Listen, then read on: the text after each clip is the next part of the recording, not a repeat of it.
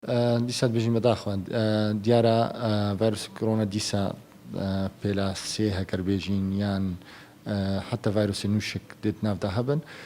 ji ber xelkekî em bînî xelkekî zor wê tûj dibêt bes bedaxwe ew xelke ne hemû kes fehsa çê dikete yanî heker tu wergirî amarê yê van pazdeh roj heyva heftê îsala muqarene bikî gel heyva hefta ساڵە کوێی me tenê sî û êk hebûn sala کوێی îsala li pazdeh roja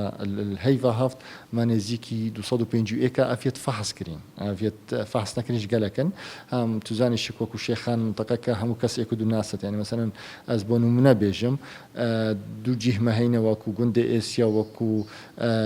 micemaek gelekçî gelek mişine têda ev yê hilgirên vayrosê korona lê xelkeke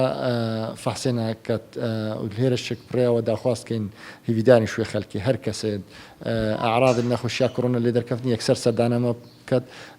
ji ber fehsa bêberanbera û xîlalî 24 saeta de şik em zanîn netîca wî kesî ket çawa ye.